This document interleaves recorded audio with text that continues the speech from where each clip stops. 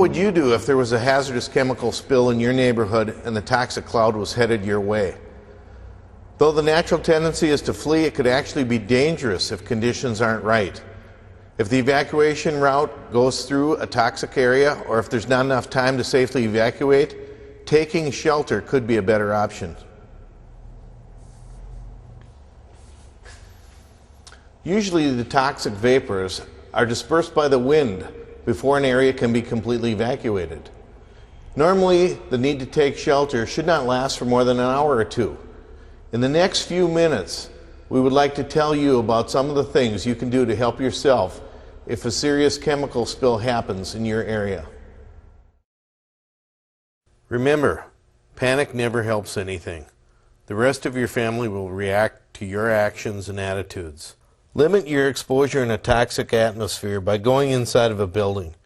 It is best to get out of the area and have no exposure, but in a sudden chemical release, there may not be time to evacuate an entire area of the city. During an emergency evacuation, there will likely be traffic jams that could potentially put people at a greater risk than if they stayed in their homes. During a toxic spill, it is better to be in a building than be in a vehicle. Unless you are told to evacuate, make sure your whole family gets inside, including your pets. Once inside, you'll want to close up the house as much as possible, and do not open your doors until you are told it's safe by local officials. Start by closing and latching all the doors and windows. Latching them makes the best seal. Next, you'll need to close any vents to the outside, like fireplace dampers or skylights. Some furnaces and water heaters have fresh air intakes that bring outside air directly to the furnace room. You'll need to plug these up.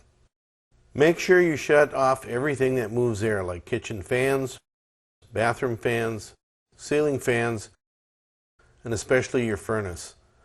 After you have sealed up the house, you can protect yourself further by picking one room as a shelter. Pick a room on your highest level, unless instructed otherwise by an emergency announcement. Most chemicals that are of concern are heavier than air and will be more concentrated on the lower levels. The seals around your windows are the most vulnerable points in your home, so try to pick a room that has few or no windows. It also helps if it is on the side of the house away from the wind. A bathroom is usually a good choice because you will have water and a toilet if needed. A master bedroom is also a good choice if it doesn't have a lot of windows and has a bathroom and a phone. A room in the corner of the house is not as good as a room that only has one wall exposed to the outside. Once you have determined your shelter room, you should try bringing a few things with you. You can bring some duct tape and some plastic sheeting to help seal your room. Bring some towels to stuff under the door, a battery-powered radio, and maybe a flashlight and some extra batteries. If you have time, bring some things for your comfort, like snacks and drinks. It's always good to have some water, even if you have something else to drink. Remember, the highest levels of your home are usually the best.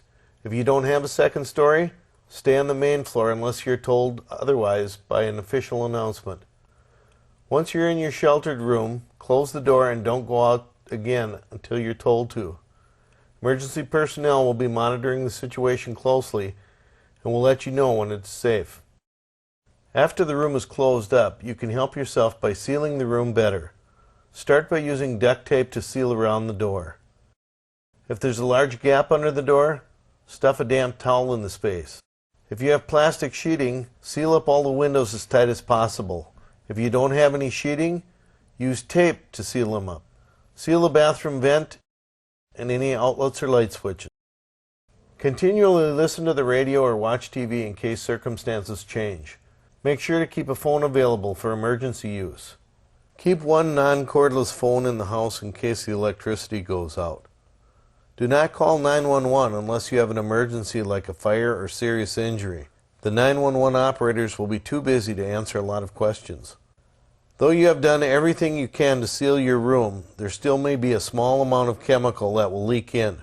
Remember, even if you can smell the chemical in your shelter room, don't panic. You are still being exposed to lower levels of the chemical than if you were outside. The media may provide information on dealing with low levels of that particular chemical, as recommended by local officials. Don't worry about being forgotten. The local officials know what the chemicals can do and will be monitoring the area continuously so everyone can leave their home as soon as possible. As soon as it is safe, authorities will tell you to leave your house.